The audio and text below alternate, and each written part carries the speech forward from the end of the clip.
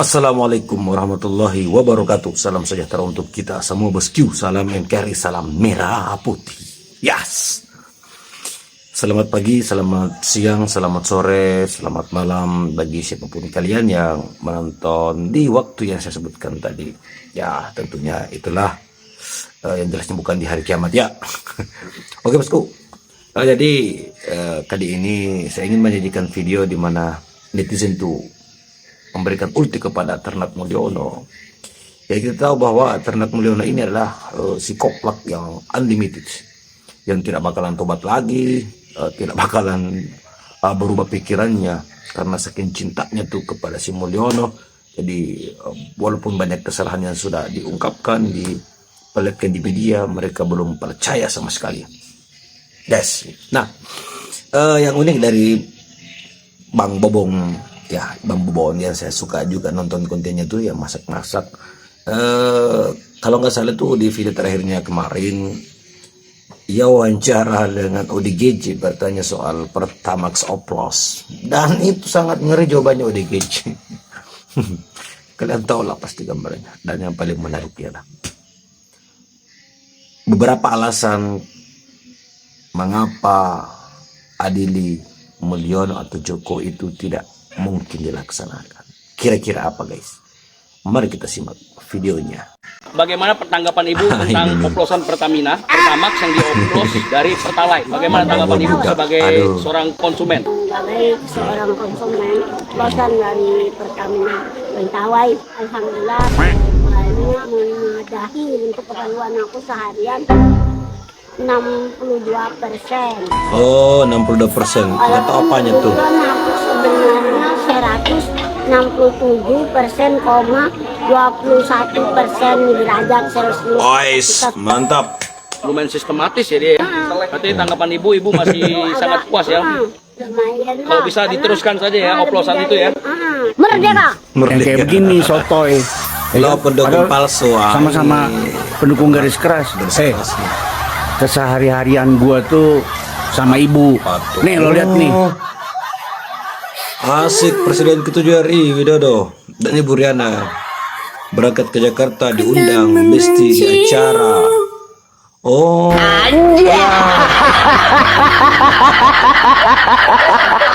Gimana maling bersembunyi ketika ketahuan?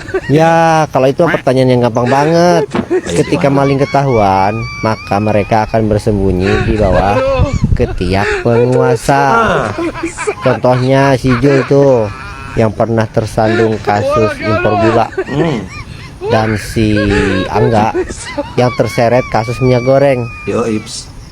Sampai sekarang aman kalau bersembunyinya di bawah ketiak penguasa. Gitu ya Bang. Jadi tolonglah kalau kasih pertanyaan itu ya agak sulit dikit dan gak menjebak seperti ini. Siap. Agak ngeri-ngeri juga saya untuk jawabnya.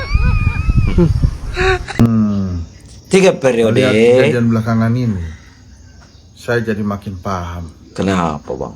kenapa waktu itu pengen banget 3 periode. Kenapa tuh? Ya nggak? Ya nggak, ya nggak, ya. Apa sih? Ini dia caranya agar kalian bisa membuat para koruptor Bang, hilang. cara hilang koruptor ini. Oke, yang pertama harus kalian lakukan, kalian tinggal Tutur pergi nih. aja ke bandara. Setelah sampai sana, kalian tinggal pesan aja tiket pesawat dengan tujuan ke Jepang. Ah, Setelah kalian Jepang. sampai ke Jepang, kalian tinggal cari aja satu orang yang bernama Orochimaru. Nah, setelah ketemu orangnya, kalian tinggal minta tolong aja ke Orochimaru untuk mengajari kalian teknik Edo Tensei. Lalu setelah kalian mahir dengan teknik Edo Tensei, kalian tinggal kembali lagi ke negara kalian. Dan Terus? setelah kalian kembali ke negara kalian tinggal gunakannya teknik Edo Tensei, lalu hidupkan kembali Hokage kedua. Hokage kedua, siapa tuh Hokage kedua? 3, 2, 1. Wah, ini baru Saat negara kita keren. dipimpin kembali oleh Hokage kedua, dijamin deh. Pak namanya Soeharto, pencuri, perampok, ingat preman, zamanku atau toh. bahkan koruptor sekalipun pasti bakalan menghilang. Mudah kan? Selamat mencoba. Mantap. SD 6 Makasih, Bang, tahun, tutornya. SMP 3 tahun, SMA 3 tahun, kuliah 8 tahun. Oh, 20 tahun belajar mati-matian. Hanya demi bisa merusak hutan dan mencuri uang rakyat. siapa tuh Bang? Itu kok Siapa? jadi sedogi itu? Sedogi itu. Suatu ketika di negeri Konoha, Ada yang bilang minyak Pertamax kita dioplos. bocil nih, bocilik. Itu tidak benar, Bos. Ecil. Itu cuma proses naturalisasi dari Pertalite menjadi Pertamax. Oh. Kenapa ketawa, Bahlil?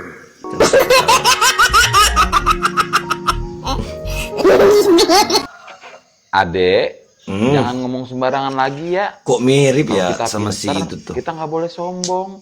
Apalagi kalau kita bodoh. Dengar Era, tuh, Dek. Dek. Era. Baru aja kemarin Pertalite sama Pertamax dioplos. Cakep. Terus PT Antam ini katanya emasnya palsu. Cakep. Ini yang gua curiga. Nanti gas LPG isinya kentut ini. Bisa jadi bang. Apa meneh Ya, iki? Tak kira korup terbesar iku 1 kuadriliun. Ternyata 5,9 kuadriliun. 5,9 kuadriliun. Iku buat nge-skin karen satu Indonesia wis pada glowing kabeh bening. Gila. Lo tau kan kasus korupsi 1 kuadriliun oleh Pertamina itu kalau misalkan dibalikin ke rakyat kira-kira bisa jadi apa aja? Yang pertama, kita masyarakat Indonesia bisa dapat Pertalite gratis selama 3 tahun 4 bulan untuk seluruh masyarakat Indonesia. Gokil. Yang kedua, listrik gratis selama 2 tahun untuk rumah tangga dan industri 2 tahun full. Yang ketiga, bisa bayar utang 12% dengan uang hasil korupsi 1 kuadriliun. Anjrit. Terus bisa bangun jalur MRT dari Jakarta Malang. Itu kan lumayan jauh ya. Dan ini MRT itu kan makan kos gede. Itu pun masih sanggup dibuat. Buat mahasiswa bisa dapat UKT mahasiswa PTN selama 12 tahun seluruh masyarakat Indonesia. Bisa makan gizi gratis selama 2 tahun 3 bulan untuk seluruh pelajar yang ada di Indonesia. Lu pernah denger gak sih ada tokoh yang pernah bilang kalau misalkan Indonesia itu bisa sama kayak negara lain di mana per bulannya kalau nganggur aja bisa dibayar. Dan dengan hasil korupsi 1 kuadriliun, kita masyarakat Indonesia bisa dapat 13,2 juta untuk setiap keluarga di Indonesia. Wah, bagus tuh. Terus kita bisa beli pesawat Boeing sebanyak 714. Wah gila itu gue yakin tiket pesawat di Indonesia bakal murah banget. Dan yang terakhir bisa bangun IKN sampai 2 kali. Lu bayangin IKN padahal kita aja masih ngutang nyari investor belum jalan dan lain sebagainya. Kebayang nggak kalau uang korupsi itu balik ke masyarakat Indonesia? Tapi kan dari pihak Pertamina bilangnya kami mohon maaf, semoga masyarakat jangan hilang kepercayaan. Hey, bisa kebayang nggak tuh jumlah 1 kuadriliun itu bisa jadi segitu banyak balik ke masyarakat? Cuman minta maaf doang. Minimal terapin lah bensin selama 3 tahun atau 4 tahun tadi dibalikin ke masyarakat. Bisa atau enggak? Jangan tiba-tiba minta maaf. Giliran masyarakat ngerugiin negara, dibilang masyarakat harus ganti rugi. Giliran sekarang negara ngerugiin masyarakat, mana? Mas cuma bilang-bilang minta maaf doang. Enak aja. Selain itu alhamdulillah gue lagi ada rezeki di mana orderan parfum gue lagi rame banget sampai 2000 botol. Dan gue bakal ngebagi 1 botol tester aroma baru di mana ini bakal rilis ketahanan bisa sampai 2 hari. Beneran bang, bener. Gue gak suka gimmick. Bisa untuk cewek, bisa untuk cowok, aromanya manis. Silahkan join live dan juga follow di caption Afrosense. Oke? Ini adalah bentuk ucapan terima kasih gue dalam bentuk launching produk terbaru Kak Ikram. Oke? Ayo bang. Nah, gimana pendapat kalian? Coba komen. Beli guys. Bayar pajak dikorupsi, beli Pertamax dioplos, lapor polisi dipungli, bikin karya seni diblokir dan diboikot, cicil rumah digusur. Laporin korupsi difitnah yang laporin, bangun usaha dipalakin. Satu lagi, yang udah kerja keras mati-matian bertahun-tahun kena efisiensi. Selama negara ini masih sujud dan menyembah uang, berharap apa kalian? Menyala Indonesia emas yang nggak akan jadi-jadi.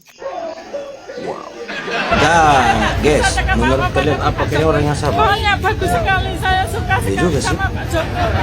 Tapi kenapa? Saya katakan ke beberapa teman penggiat yang memang memiliki daya kritis ya tentang adili Jokowi itu, saya bilang nggak akan mungkin adili Jokowi itu bisa terlaksana. Kenapa? Ada 2 alasannya. Yang pertama, kelihatannya seperti ada kesepakatan antara presiden untuk tidak saling menyerang satu sama lain. Yang kedua, penerimaan Pak Jokowi di rakyat itu tinggi sekali memang.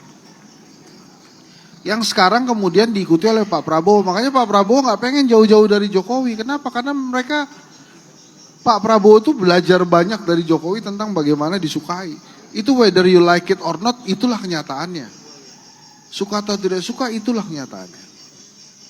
Kita marah nggak? Marah. Ini apalagi Rami, belum beres kasus yang kemarin, sekarang muncul minyak kita yang katanya dalam botol 1 liter ini isinya nggak sesuai dengan takaran yang sebenarnya. Kita coba langsung apakah benar. Gue pakai gelas ukur supaya presisi. Ini perhatikan posisi botolnya masih tersegel. Apakah benar? 1 liter ya. 1 liter. Gue sih berharap sesuai dengan isi botolnya ya. Gue nggak tahu karena belinya juga acak. Semoga. Oke, kita coba miris. Kalau ternyata isinya tidak 1 liter. Kita buktikan bareng-bareng. Bener nggak nih? Oke. Kalian lihat, nggak ada yang gue potong video ini.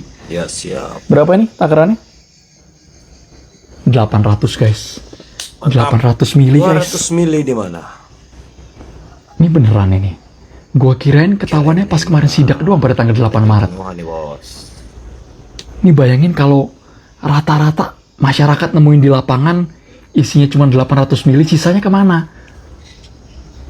Harga eceran tertinggi, oke, tertulis 15.700 per liternya. Meskipun faktanya ada yang bilang di atas itu. Gua nggak tahu kalian dapat harga berapa, tapi kalau gua pribadi belinya tadi 19.000 rupiah. Miris banget kalau ternyata hal sekecil ini, ini bukan kecil. Ini gede ini pak. Harus bohong pak. Nggak sesuai, lihat. 800 ml, nggak nyampe seliter. Cuma 800 mili. Minyak kita ini ada sejak tahun 2022. Bayangin, sejak tahun 2022 waktu itu pemerintah mencanangkan program ini ketika stok minyak terbatas. Kemudian harga di pasaran tinggi, rata-rata waktu itu 25.000. Tiba-tiba muncullah minyak kita. Harganya 14.000, 15.000. Ini namanya gimana nih? Oke, harus berhusnuzon, berbaik sangka. Tapi kalau faktanya seperti ini, korupsi nggak nih? Kabar korupsi lagi, kabar korupsi lagi, kabar korupsi lagi dari negeri kita tercinta Indonesia penuh Raya. korupsi bang. Ini KPK tetapkan Sekjen DPR RI sebagai tersangka korupsi pengadaan rumah dinas.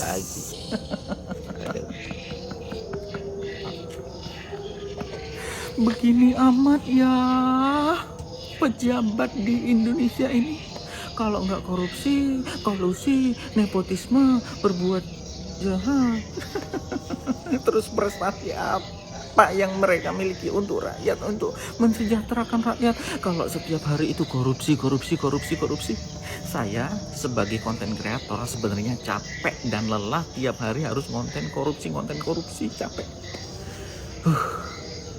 Padahal mereka itu rata-rata agamanya muslim.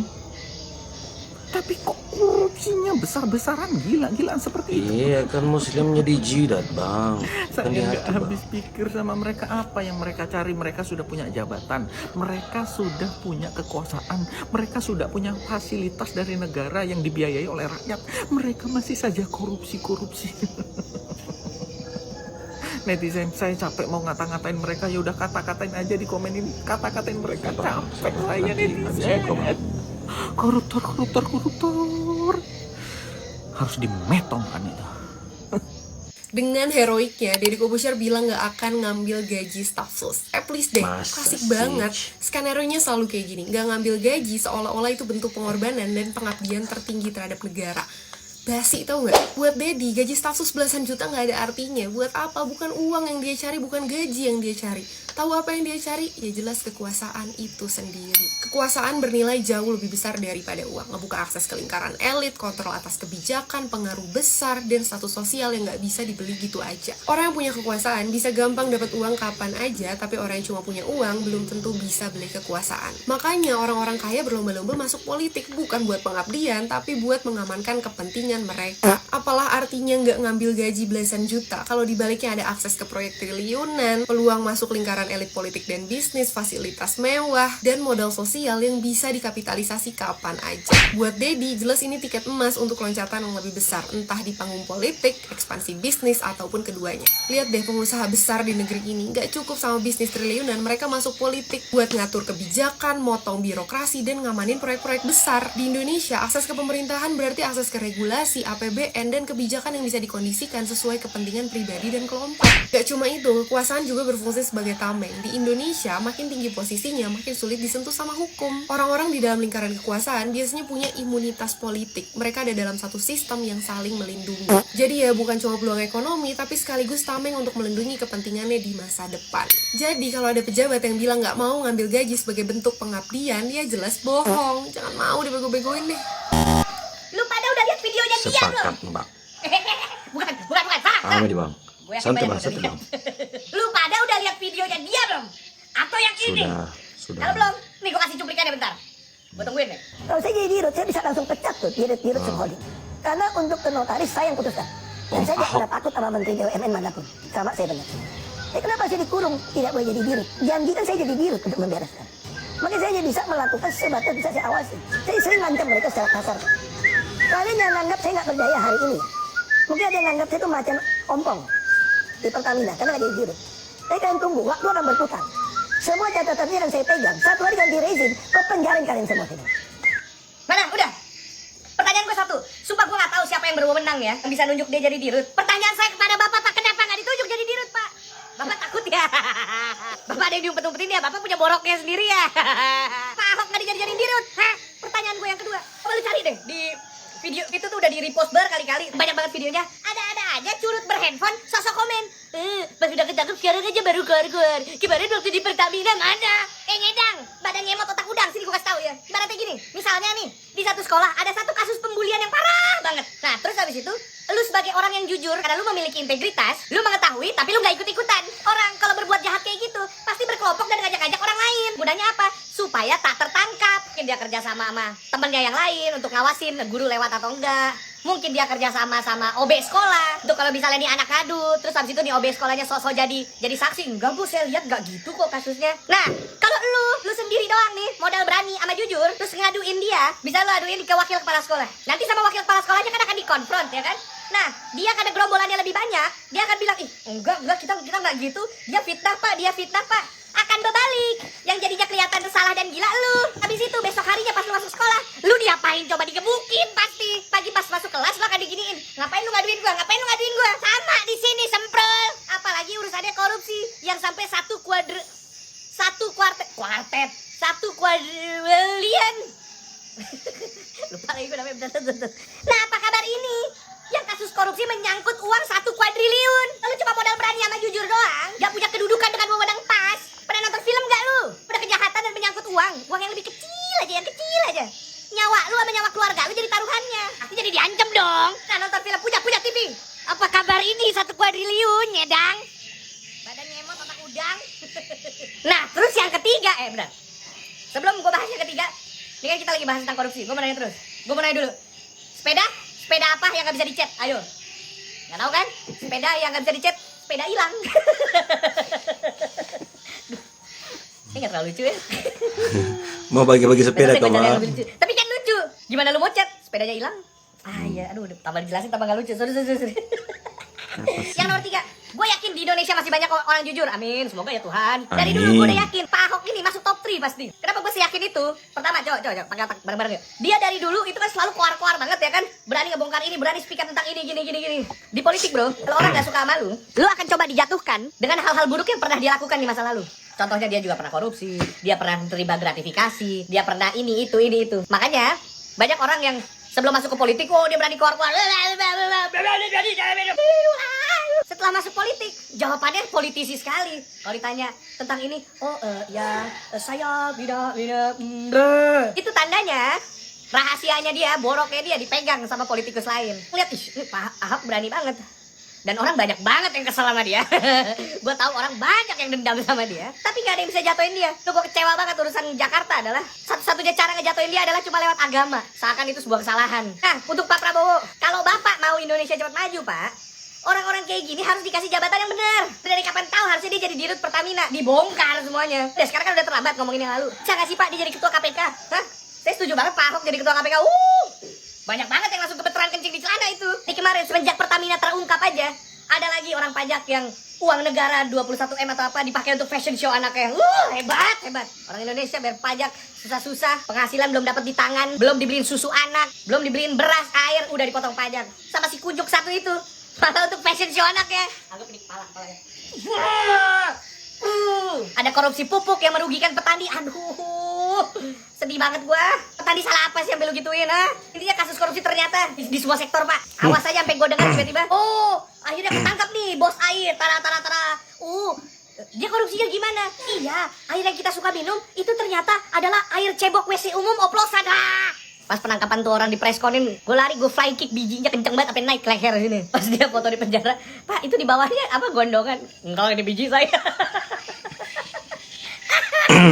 Gue setuju banget Pak Ahok dijadiin ketua KPK. Please nggak usah pandang dia partainya dari mana. Ya tahu dirinya temenan partainya. Kalau gue saran dan setujunya adalah Pak Ahok jadi ketua KPK. Kalau lu pada ada saran lain? Coba komen. Sepakat. Kalau setuju sama gue, boleh di like. Yo, share, sepakat repost. bang. Atau yang punya emailnya Pak Prabowo, tolong kirim langsung ke Pak Prabowo. Atau yang punya emailnya di Rut Pertamina, tolong kasih ke gue. Mau gue kirim foto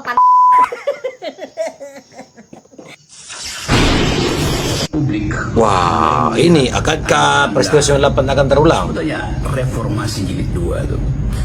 Seluruh komponen yang pernah atau semua variabel yang pernah menyebabkan reformasi di 98 sayup-sayup dan makin kuat terdengar sedang bekerja di hari-hari ini. Ini petunjuk pertama bahwa pemerintahan Presiden Prabowo ada di dalam satu suasana yang orang sebut aja ketidakpastian.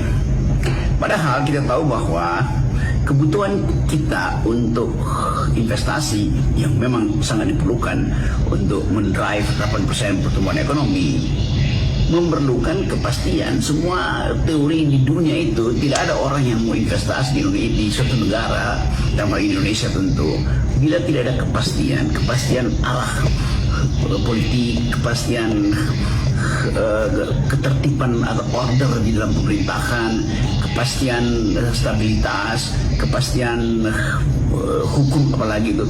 Jadi semua soal itu mulai kita bisa tempatkan dalam satu teori besar bahwa memang dari awal ada beban yang akhirnya meledak atau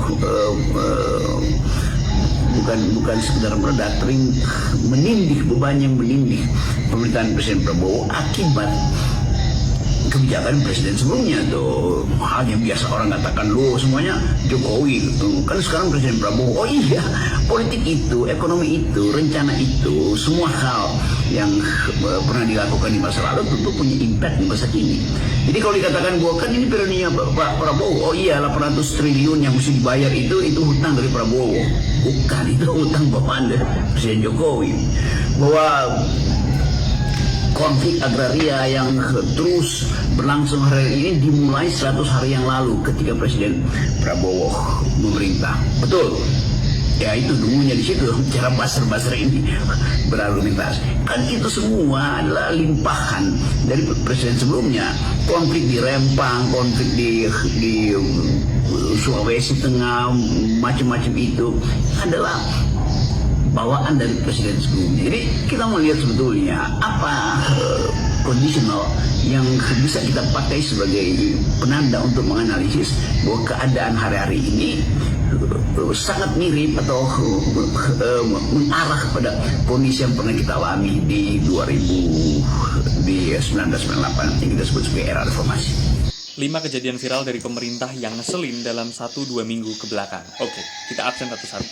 Yang pertama, Menteri Kehutanan Raja Juli Antoni ngomentarin Pak Anies Baswedan ketika ceramah di Masjid UGM. Katanya, masjid kok buat nyindir-nyindir politik. Dia kurang baca buku, Bang. Langsung dikasih community notes. Jadi langsung dikoreksi berbagai referensi-referensi kurang baca buku bahwa dia, di zaman dulu, zaman Nabi, masjid itu nggak hanya untuk tempat ibadah aja, nggak hanya untuk ritual ibadah, tapi juga untuk berbagai permasalahan negara. Itu dibahas juga, berbagai masalah sosial, kemasyarakatan, itu juga dibahas di masjid. Karena fungsi masjid itu memang untuk pemberdayaan masyarakat juga, nggak hanya sebagai tempat ibadah aja. Itu yang pertama. Dan yang kedua yang menarik adalah Anies Baswedan ketika diundang di ITB untuk ceramah pasca tarawih juga mengucapkan hal yang agak menyindir itu untuk mendibang argumen dari Raja Juli. Lagian Raja Juli Antoni ini ngapain sih ngeritik-ngeritik itu? Fokus aja lah sama tugasmu sebagai Kementerian Kehutanan gitu. Dan ya lucu aja netizen-netizen di Twitter selalu bisa detail ya bahwa Twitter lama Raja Juli Antoni yang hujat Prabowo diangkat lagi tuh. Jadi mempertanyakan, jadi Bapak dulu ngehujat Prabowo itu gimana? Terus sekarang jadi menterinya. Jadi penjilat kah gitu. Itu yang pertama. Yang kedua, Raja Juli Antoni memasukkan kader PSI dalam Volu dan dapat honor sampai 50 juta. Enak banget tuh kader-kader PSI ya. Terus yang ketiga, Erick Thohir angkat adik Menhan jadi dirut Main ID. Oke, KKN-nya semakin terlihat ya, nepotismenya semakin terlihat. Yang keempat, ini cukup prihatin dan sedih ya, dan menunjukkan kelesuan ekonomi kita Sritex ditutup, turut berempati kepada para pegawai yang jadi korban penutupan ini. Cuman yang ingin aku soroti adalah bagaimana Sritex ini dulu jadi korban politik. Ketika Wamenaker, Ebenezer itu berjanji sana sini, keluar-keluar ke sana kemari, bahwa bahkan dia sampai mengatakan dia rela untuk mundur, lebih baik dia mundur daripada Sritex tutup. Dan kenyataannya sekarang Sritex tutup. Terus apa solusi struktural yang bisa menyelesaikan masalah ini? Padahal dulu mereka all in 02 loh. Dan yang kelima, Tony Blair itu jadi pengawas Dewan Pengawas Danantara. Padahal Tony Blair ini adalah tokoh yang sangat terkenal mendukung Zionis ya. Dan ini jadi agak kontradiktif. Katanya Pak Prabowo peduli sama Palestina. Gimana lagi Bang? Sangat mendukung Zionis. Kepentingan Bang. Bonus yang keenam ini sebenarnya udah agak lama ya. Cuman miris aja sih. Kejadian sekarang banyak musibah dan segala macamnya. Dan ini yang dulu juga di sebuah berita ketika para pejabat ini lagi ke India, mereka nyanyi-nyanyi. Oh iya, ini saya pernah lihat ada berita ya musibah dari rakyat kita. Ini bulan Ramadan, mari tetap kritis, tetap melawan ya, dan tetap bersuara atas kezaliman, atas hal-hal yang nggak benar, pengelolaan tata kelola pemerintahan yang nggak benar. Berdoa semoga Allah menghancurkan orang-orang yang zalim, golongan-golongan mereka. Amin. Dan membawa Indonesia jadi lebih baik lagi. Amin. Tetap kritis, terima kasih. Protes warga soal penundaan pengangkatan CASN dan juga P3K. Wah, ini untuk yang lolos nih 2024. Ujung Istana akan ngomong, Presiden mendengarkan kritik publik. Oleh karena dia membatalkan surat Menpan RB. Klise banget kan? Siap pahlawan, emang Avenger banget deh. Lagian ngapain juga sih dari awal kekuasaan ini ngeles banyak alibi. Pakai bilang ini disesuaikan, padahal ini ditunda. 1 juta lebih CASN dan juga P3K kita jadi terancam setahun menganggur karena ditunda, bukan disesuaikan. Pakai alibi bilang efisiensi, padahal pemangkasan buat Danantara, buat MBG, yang ujung-ujungnya nggak mampu itu kayaknya ngebayar buat CASN dan juga P3K kita. Tapi di waktu yang bersamaan dibiarkan menteri-menteri bermasalah mengangkat orang-orang yang hasil dari nepotisme dengan gaji puluhan juta. Nggak logis kan? Gini, surat yang dikeluarkan oleh Menpan RB untuk bilang bahwa formasi 2024 CASN dan juga P3K akan diangkatnya tahun 2025-2026 harus kita anggap sebagai pelanggaran hak asasi dan bahkan pelanggaran demokrasi. Kenapa? Karena dampaknya begitu kerasa di kehidupan masyarakat. Jumlahnya ingat 1 juta lebih loh CASN dan juga P3K kita. Dan ini akan membuat orang-orang yang udah resign harus nganggur berbulan-bulan bahkan nyaris setahun. Padahal janji pemerintah adalah menciptakan lapangan pekerjaan sampai jutaan katanya. Tapi satu sisi dia nggak bisa menjaga instansi sendiri di tengah banyak PHK, liga PHK di mana-mana. Di waktu yang sama, Menteri Kehutanan yang merangkap Sekjen PSI, yang merangkap buzzer X, malah melantik 11 kader PSI. Ada yang suami istri bahkan dengan gaji sampai puluhan juta. Coba, di mana letak keadilannya? Apa yang bisa kita lakuin sebagai warga negara, warga sipil? Berdiam diri? Oh, not my style. 1. Kita bisa menggugat ke PT UN soal surat Menpan RB itu. Kenapa? Bisa dibilang ini maladministratif. Ibaratnya, lo daftar kampus 2024, tapi lo akan jadi mabanya tahun 2026. Ini kan udah konyol. Kedua, ikut turun aksi. Gak ada satupun aturan yang melarang kalau ASN gak boleh berserikat, gak boleh berkolektif, gak boleh menyatakan pendapat. UUD kita menjamin itu kok. Kita lihat berkali-kali aksi warga sipil berhasil merubah kebijakan. Ketiga, bersuara terus, viralin terus. Sampai menteri-menteri bermasalah itu kalau perlu di reshuffle semua. Kalau perlu kekuasaannya juga ikut di reshuffle. Kenapa? Menteri Dikti yang baru di reshuffle itu bilang kalau Prabowo ternyata alergi sama demo. Jadi ayo, kita ganggu terus kekuasaannya supaya hak-hak warga sipil kedaulatan kita sebagai rakyat selalu terjaga. Bapak jadi apa nanti kalau Pak Prabowo jadi? Saya makin hancur aja. Saya mau meneruskan riset center saya di Toba sana.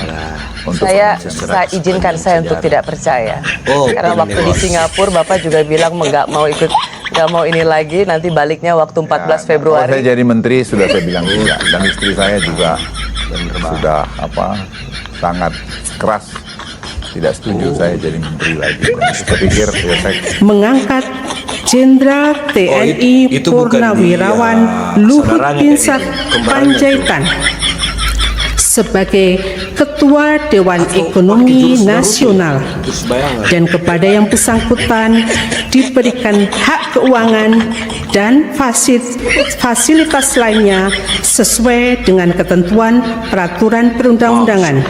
Kedua dan seterusnya ditetapkan di Jakarta pada tanggal 20 Oktober 2024. Presiden Republik Indonesia H. Prabowo Subianto.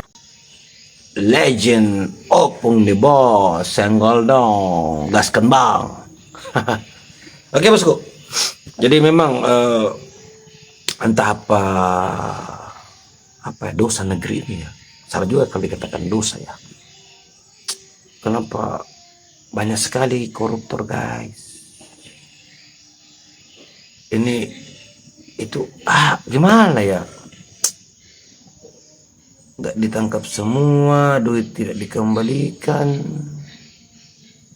Jadi kayaknya memang kita ini rakyat biasa dijadikan sebagai bahan candaan, bahan eksperimen, bahan menanggung penderitaan, sebagai bahan membayar kerja keras untuk mereka bersenang-senang. Ya Tuhan, ampunilah mereka Tuhan. Oke bosku, tanggapan kalian di kolom komentar. Saya tak bisa berkata-kata lagi. Semoga para koruptor itu bisa bertobat segera sebelum ajal menjemput. Assalamualaikum warahmatullahi wabarakatuh.